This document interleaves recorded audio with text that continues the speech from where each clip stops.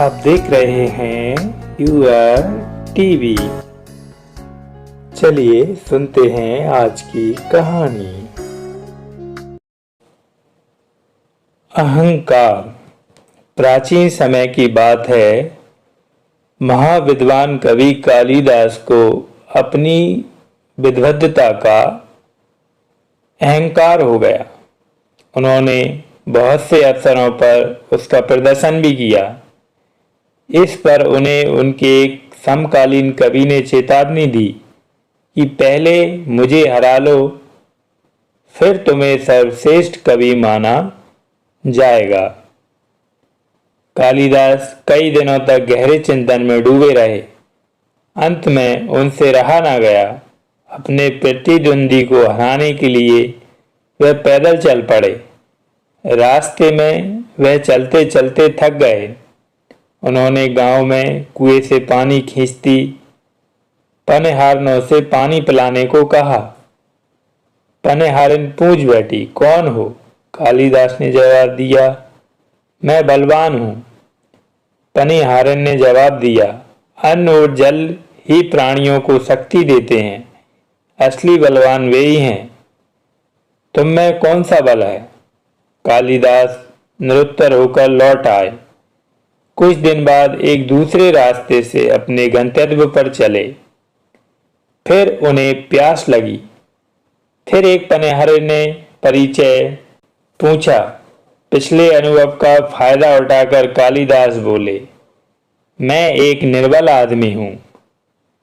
पनहारिन ठठाकर हंसी और बोली, तुम कैसे निर्बल हो? असल में निर्बल तो गाय और वनिता महिला होती है। कालिदास कुछ जवाब न दे सके। फिर अपने स्थान पर लौट गए। तीसरी बार अपने गंतव्य पर जाते हुए वह रास्ता भूलकर जंगल में भटक गए। एक झोंपड़ी में एक वयोवृद्ध माता मिली। उसने कालिदास से पूछा, भाई क्यों जंगल में भटक रहे हो? कौन हो? कालिदास ने जवाब दिया, एक मुसाफिर यात्री हूं। बूढ़ी मां बोल पड़ी, तुम कैसे यात्री हो? असली यात्री तो सूरज और चांद हैं, जो कभी नहीं रुकते। कालिदास फिर निरुत्तर हो गए और अपने निवास स्थान पर लौट गए। उनका सारा अहंकार समाप्त हो गया था। उन्हें अनुभव हो गया था कि जब सामान्य महिलाओं को ही वह ठीक से उत्तर नहीं दे सके तो सज्ञान कुलशील कवि का कैसे मुकाबला करूंगा। जीवन में विनम्र रहकर ही आदमी उन्नति कर सकता है। इस कहानी से हमें शिक्षा मिलती है कि अहंकारी मनुष्य को एक दिन नीचा देखना ही पड़ता है। सच्ची इंसानियत। एक समय की बात है, महात्मा बुद्ध का एक शिष्य उनके पास गया। महात्मा के चरणों में झुककर प्रणाम कर निवेदन किया, भगवान मुझे देश के ऐसे अंचल में जाने की अनुमति दें जहां अत्यंत क्रूर और भयंकर जनजातियां रहती हों। वे जातियां तुम्हें गालियां देंगी, तुम्हें बुरा भला कहेंगी। महात्मा बुद्ध ने कहा, मैं उनकी गालियों को पुष्प वर्षा समझूंगा, यह उनका उपकार होगा। शिष्य बोला, ये क्रूर अत्याचारी लोग हाथों पैरों से तुम्हारी पिटाई करेंगे। महात्मा बुद्ध बोले। शिष्य ने उत्तर दिया, यह भी उनकी कृपा होगी कि वे मुझे मारेंगे ही तो मुझे चोट तो नहीं पहुंचाएंगे। ठीक है, यदि उन्होंने तीक्ष्ण हथियारों से घायल कर दिया तो तुम क्या करोगे? महात्मा बुद्ध ने पूछा। यह भी उनकी दया होगी, वे अपने हथियारों से मुझे मार सकते हैं पर जान से मारते नहीं, यह भी तो उनका उपकार होगा। बस यदि उन क्रूर जातियों ने क्रोधित होकर तुम्हें जान से ही मार डाला तो? महात्मा बुद्ध बोले, महाराज यह भी उनकी दया होगी। इस क्षण भंगुर संसार में शरीर का मोह व्यर्थ है, साथ ही आत्मघात करना भी पाप है। इसकी बात सुनकर महात्मा बुद्ध ने प्रसन्न होकर कहा, मुझे पूरा यकीन है कि इन क्रूर भीषण जनजातियों का हृदय तुम्हारे मानव प्रेम से प्रभावित हो सकेगा। सच है, सच्चा इंसान वही होता है जिसमें इंसानियत हो। असली दाता कौन? यह घटना मुगल काल की है। रहीम खान खाना एक अच्छे योद्धा, हिंदी प्रेमी और सबसे अधिक वह एक दानी व्यक्ति थे। उनका नियम था कि वह हर दिन गरीबों या याचकों को दान देते थे।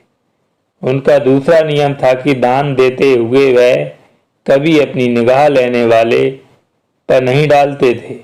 वह नीचे नजर कर रुपये पैसों के ढेर से मुट्ठी भरकर गरीबों को दान करते थे। एक दिन जब वह गरीब फकीरों को दान दे रहे थे, तब गंग कवि ने देखा एक भिखारी कई बार ले चुका है, फिर भी रहीम उसके आने पर उसे मुट्ठी भर भर कर दिए जा रहे हैं।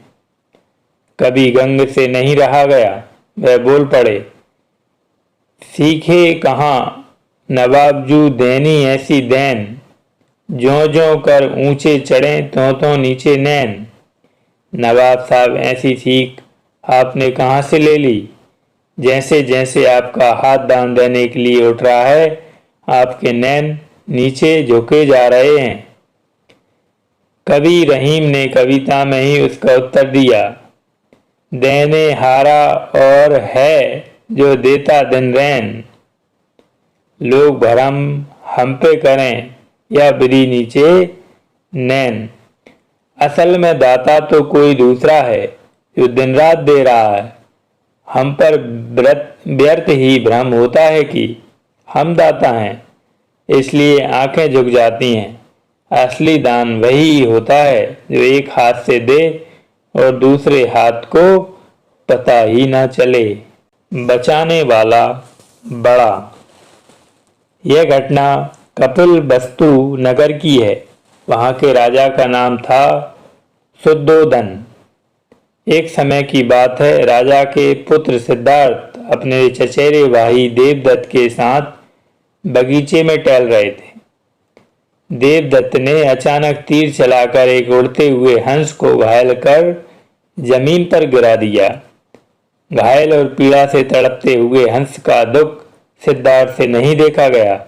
उसने हंस को उठा लिया और तीर निकालकर उसे संभाला तो देवदत्त बोला, भाई यह शिकार मेरा है, मुझे दे दो। भाई मैं इसे नहीं दूंगा, सिद्धार्थ ने उत्तर दिया। क्यों? देवदत्त ने प्रश्न किया। भाई मैंने इसे बचाया है, अब तुम ही फैसला करो कि इस पर मारने वाले का हक है या बचाने वाले का। देवदत्त ने सिद्धार्थ के पिता राजा शुद्धसेन से शिकायत की और कहा, इस हंस पर मेरा अधिकार है, मैंने इसे तीर मारकर गिराया है। राजा शुद्धोधन बोले, पुत्र तुम यह हंस देवदत्त को क्यों नहीं दे देते? उसी ने तो इसे तीर चलाकर गिराया है। यह बात तो सच है पिताजी, पर आप ही फैसला कीजिए कि एक उड़ते हुए बेकसूर हंस पर तीर चलाने का उसे क्या हक था? उसने इस पर तीर क्यों चलाया? इसे घायल क्यों कर दिया? मुझसे इस दुखी प्राणी का कष्ट नहीं देखा गया, इसलिए मैंने तीर निकालकर पानी से इसका घाव धोया और इसकी सेवा कर इसके प्राण बचाए। इसकी प्राण रक्षा के कारण इस पर मेरा अधिकार होना चाहिए। देवदत्त को अपनी भूल का एहसास हो गया। सिद्धार्थ ने भी इस हंस को छोड़ दिया। वह हंस मुक्ति पाकर आसमान में उड़ गया। इसमें कोई संदेह नहीं कि मारने वाले से बचाने वाले की मान्यता अधिक होती है।